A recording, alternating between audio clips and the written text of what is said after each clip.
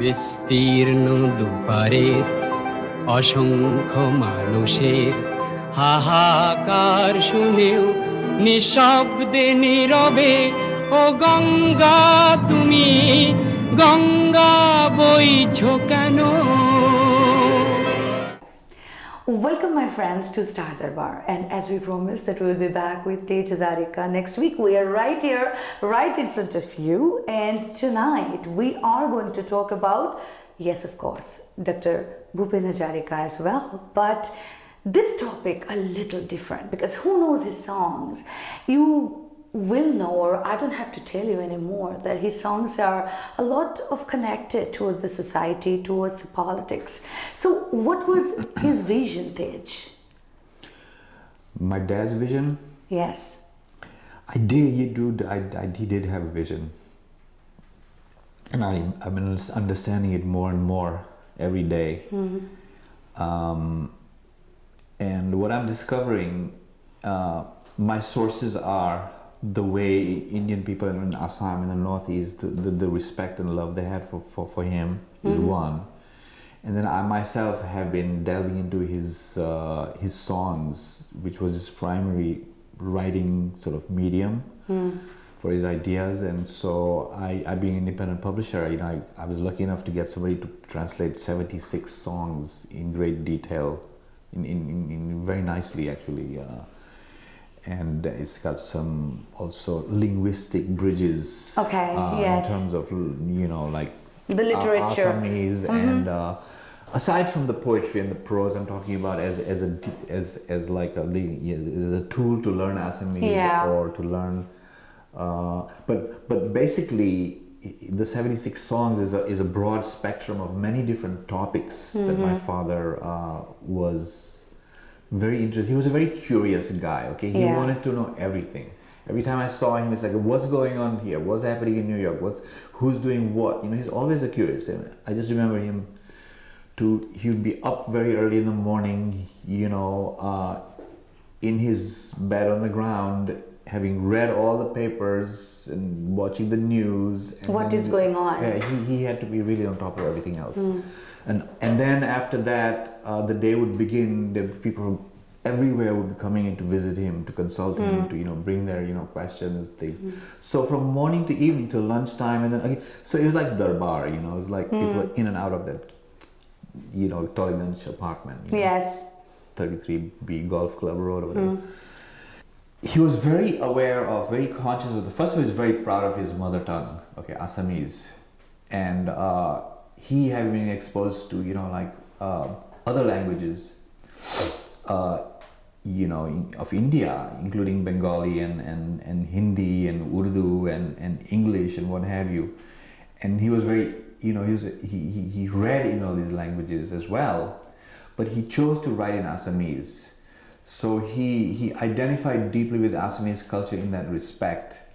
So even when he went to Bengal and to work his fortune there, and then he also started writing in Bengali and translating songs into Bengali, but the bulk of his songs were written in Assamese, out of like over 600 songs. And out of those, maybe like 5, 6, 7, 8, 9 have been translated into Hindi, that India knows about. So there's a lot of material that the rest of the Indians can really will find interesting to discover when these things start coming out. This is why I've published this book, Winged Horse, that we hope to translate into other Indian languages besides, from English into, Tamil and Maharashtra and what. So it was like he succeeded in, if you ask Assamese, so he said, he made Assam, put Assam on the map of India and the map of the world. This is true. The other thing that he also did was that he opened up Assamese people to looking outside of Assam and see that he tried to bring the world to Assam. He tried to bring America to Assam. He tried to bring literature, avant-garde film, song is social protest, which is not an import exactly, because he also grew up there, but having studied in America, he was exposed to song as protest from black culture, from Paul Robeson, and from, this was a hotbed of, this kind of expression, and people are allowed to do these things. So he brought that enthusiasm back to, and how exactly, Assamese people were more oriented towards British and like very conservative values. How they actually like took to him is another story. Yeah. Not everybody fell in love with him. Right. And his ways, and we also, he came from a scheduled caste, he came from a scheduled caste. And so you know how India is, At that time, and you have, things haven't changed that much really. Okay. But still, you had situations where people didn't trust that, you even had a, PhD from Columbia and prove it to us, and this kind of effrontery, and stuff. They were like really nasty and mean.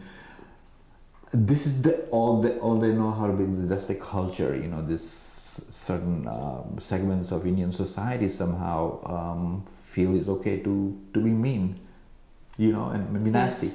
But in any case, these are some of the reasons why their dad just up and went off to liberal communist Calcutta, where people are like much more open and not afraid, and they were interested in avant-garde art, music, from all over the world. They were not closed-minded. Yes. And unfortunately, that was one of the reasons why my dad left.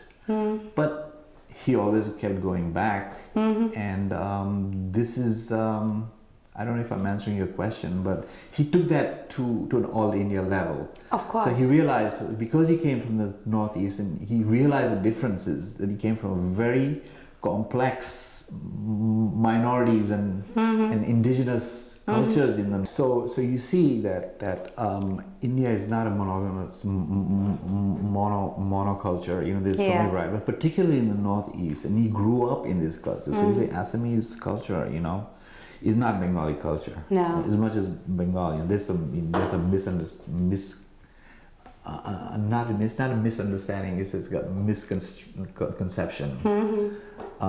Because Assamese, Kamrupi Assamese is different from Bengali Assamese, Bengali Prakrit. Yeah. Assamese Kamrupi Prakrit is different, okay?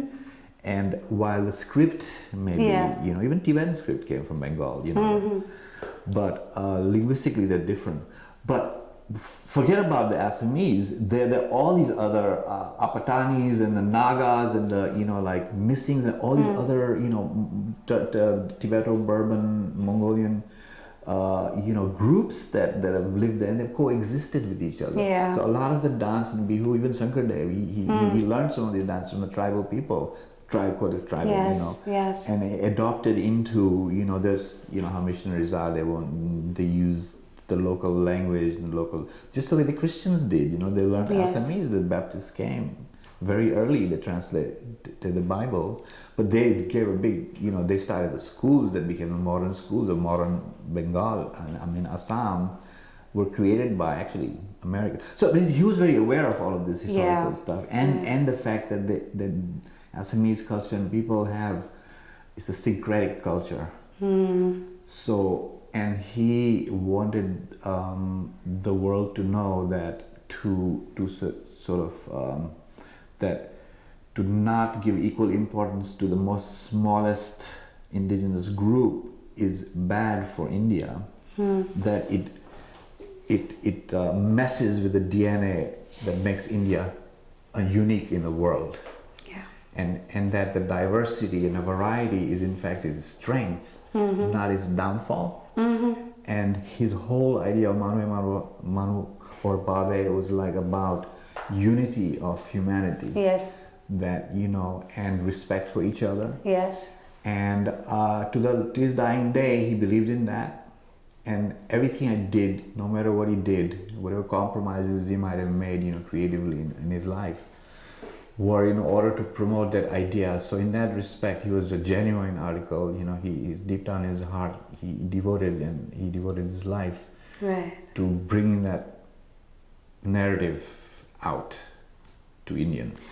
This is really amazing, the way you are showcasing him. We can really feel him right here with us, because these little things you really cannot get from only like writing about him, or whatever we read in the books or the newspapers that is to come out that time. So you're not going to find these small little unique touches that that Tej is explaining to all of us. And with this, I would love to ask you another thing, that when he started getting all these awards, right? Because he was a Padma Shri, and so many numerous awards he got from different places in India and abroad. So when you heard about all this, so how you felt? I mean, did you felt that yes, he should get it, or how was your feeling that like he's the one to get everything? And I mean, it is nothing new to me. Have you ever thought like that? Well, not really. I mean, but I have to like. I mean, I'm glad you brought it up in the way you did it, because that every time I visited my dad and his apartment or his house in Darbar, you know, I was always just amazed at like the awards on the walls. Like everything you can imagine, it was just full of awards, you know. And so it made me feel proud, at the same time realize how small I was, you know, and like in ways like, you know, it's like my dad is really amazing.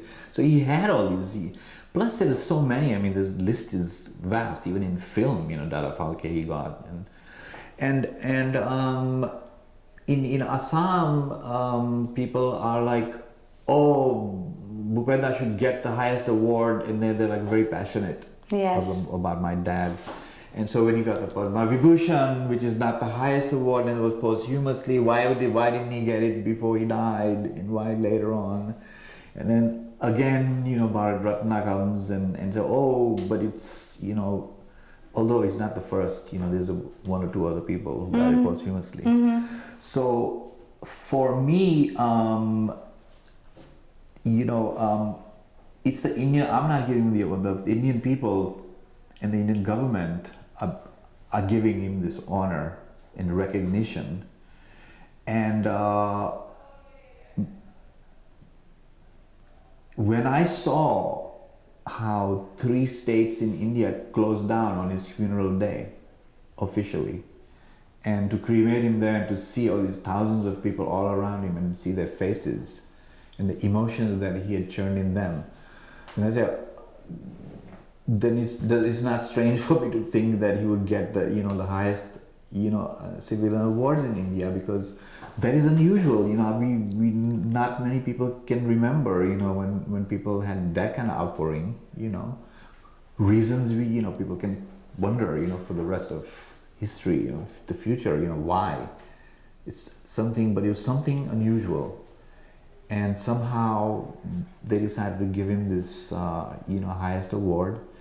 And I hope that'll be, you know, my sincere hope is that because he was given this highest honor, that Indian people will get to find out his aesthetic and his worldview through his songs, to see what is it that, you know, what gift did he bring to India? Did he bring a gift? Usually you give an award for bringing something that makes India a better place to live in, or, you know, recognizes goodness in individuals. So there must be something, but I for one really believe that it's in his songs, that if people like delve deeply into it, they'll get the poetry, the art, they'll get the politics, they'll get humanity, they'll get respect for mother, you know, respect for earth, you know, all those good values that we believe in, you know, are embedded. Actually, he was a visionary, you know, and he'll get discovered in this way, for not just as a Huda Kontho, means pure voice and wonderful songwriter, that, you know, like the greats in Bollywood had a lot of respect for him, because of Bhupenda, you know. But beyond that, he had a vision for India. I think it was beyond entertainment and Nakaragiri. You know. After achieving so many awards, it is totally clear that Dr. Hazarika put Assam in a totally different place in India. India always accepted the art, the culture, and the multilingual activities. And that is the reason we want to thank him for creating such generous compositions about humanity, socialism, and politics. Dr. Bhupen Hazarika actually taught the rural folks and the city folks that how to name things from his songs. So we would love to hear that from you, Tej.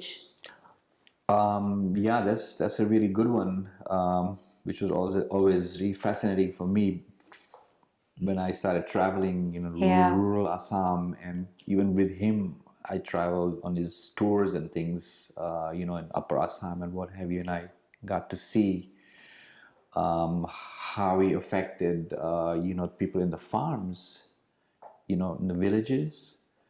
They would all come out with great reverence because they know who he was and have heard his songs in Assam. They played his songs, in the radios and all media.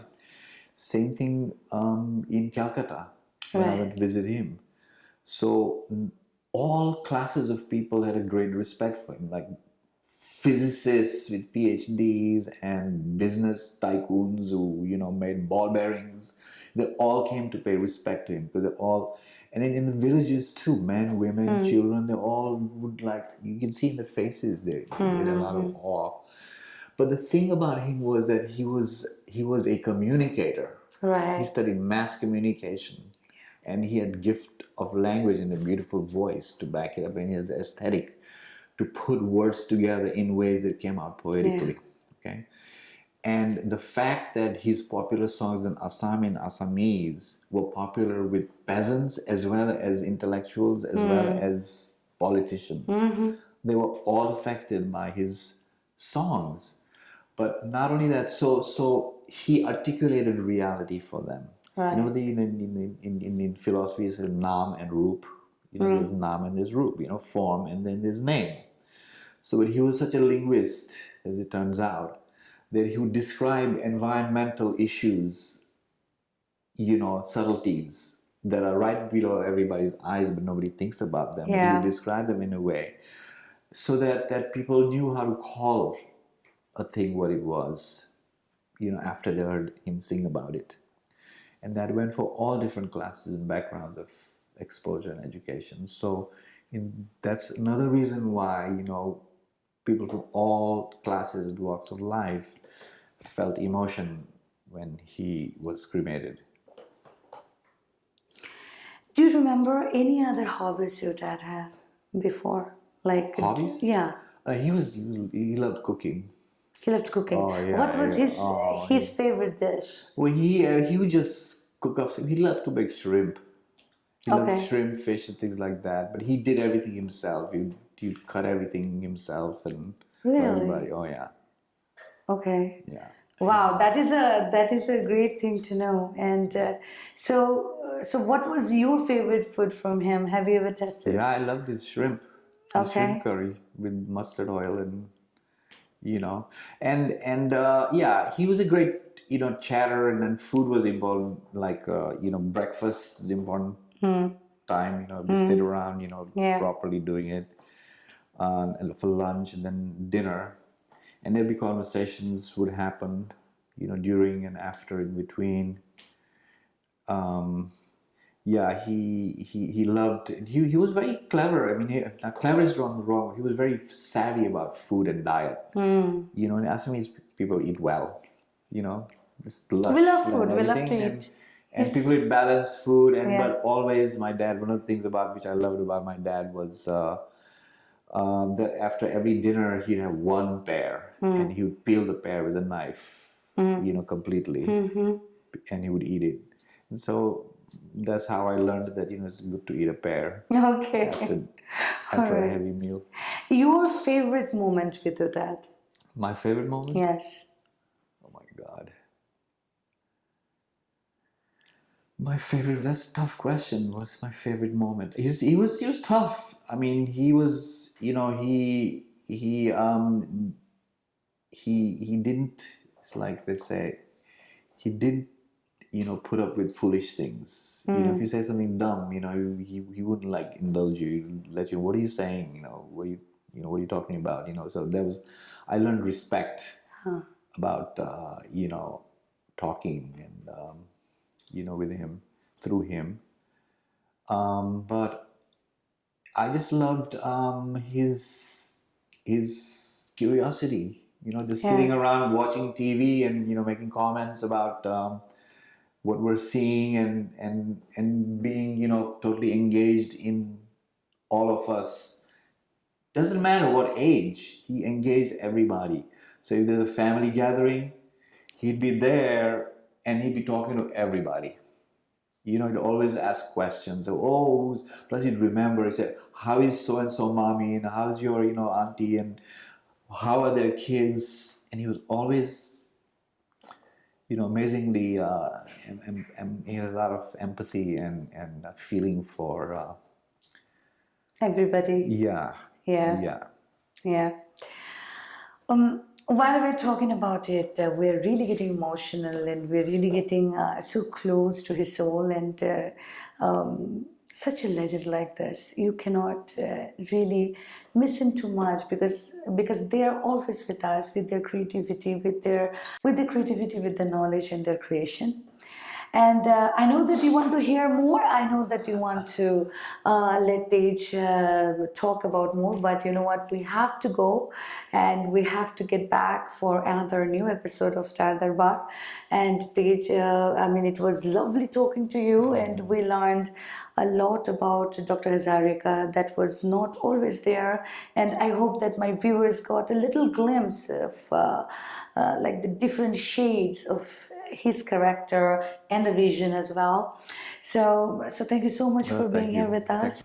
Humanist, son of New India, outspoken about establishing equality, and fair opportunities for all castes, sexes, denominations, and communities. He was a songwriter, a singer, and in that order, he was exceptional in both.